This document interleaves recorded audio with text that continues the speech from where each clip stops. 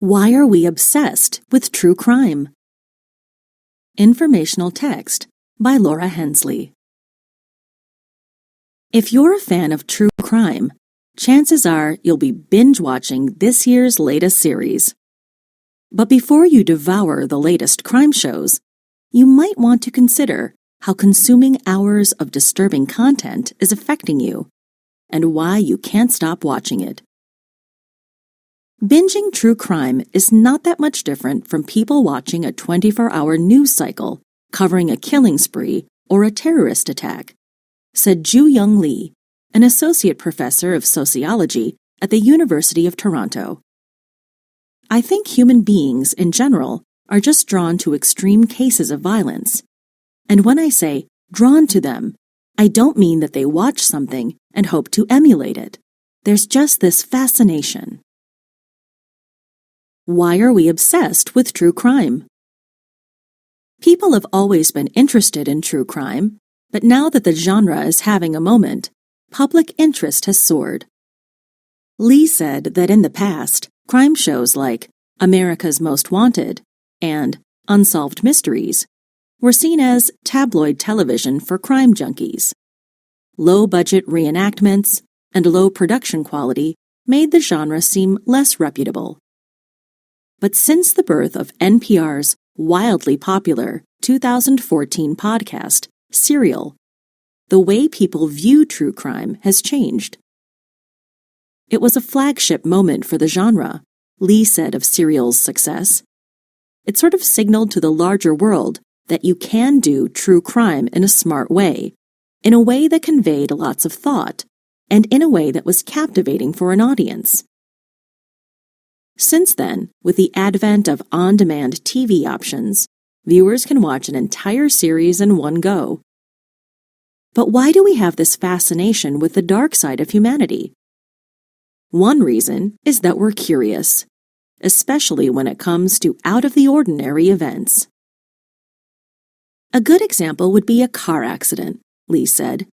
When you're driving on the highway and see a pileup and a bunch of wreckage, you have this kind of curiosity as to what happened, even though you know, in all likelihood, it's a really tragic story. Another reason? Crime seems exciting, even if it's dark. The suspense when we don't know what's going to happen next, or being shocked by an unexpected turn, are tactics that hold our attention. The average viewer, or the average reader, is somebody who is intensely compelled and curious about what happened because, in a very basic way, it's exciting and it's also entertaining, Lee said. It's the same reason why we watch fights or tune into boxing matches. People feel like detectives. Plus, Lee said that consuming real-life horror often makes people feel like they're part of the story. Looking for clues in a murder show or falling down an internet rabbit hole digging into a case gives people a sense of purpose outside of being a consumer. After Making a Murderer came out, many viewers who believed convicted killers Stephen Avery and Brendan Dassey were innocent formed support groups and began petitioning for their release. Serial and shows like The Jinx empower the audience in some way, even if it's not really empowering, but they give the illusion of empowerment because people at home are in this position where they feel like they can help crack the case and are an active part of the investigation, Lee said. People think that they can help overturn a ruling, exonerate a person, or crack a cold case. That's exciting to people. But how does true crime affect our well-being? Even if you're a huge fan of the genre, you've likely experienced some side effects after watching a show or reading a scary book, like trouble falling asleep or nightmares. Disturbing content, after all, can affect your emotional well-being. Everybody is different, Lee explained. Anytime you're exposing yourself to extreme violence, you always run the risk of potentially traumatizing yourself.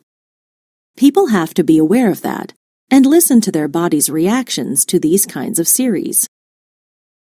A 2014 study, led by researchers at Mount Sinai in New York, found that violent movies affect people's brains differently. The study found that people who are more aggressive were less upset or nervous than non-aggressive participants when watching violent content. This could help explain why some people are more disturbed than others when it comes to true crime. Still, Lee said many of us have a visceral reaction to violence, which is why we are so captivated by the nature of true crime narratives. It signals the fight or flight response, he said. Your heart rate quickens, but you feel compelled to keep watching. What about our emotional health? While we may have a hard time turning away, watching dark shows can also desensitize us, Lee said. He pointed out that over-consuming content that depicts violence, especially against women, runs the risk of normalizing crime. It's this double-edged sword where, on one hand, true crime shows raise awareness about a serial killer like Ted Bundy who targeted young women. But on the other hand, when we are so used to consuming these images, when lesser forms of violence occur, it doesn't bother us in the same way because we've seen the most extreme examples. Lee said that some true crime series also put an emphasis on the criminal and pay less attention to victims or their families. This can cause people to romanticize a killer, for example, and not consider the communities affected by these crimes. When to tune out. While there's nothing wrong with watching true crime shows or reading books on gruesome events, it's important to know when to stop and take a break. If you're emotionally feeling unwell or having troubles functioning as usual, you may benefit from a breather. Now, you can go really deep into a series and consume 7, 8 hours in a row on a topic that has a potentially negative impact on your mental health, he said. People have to understand their own limits and know that if they're good after watching an episode or two, then that's how they should leave it.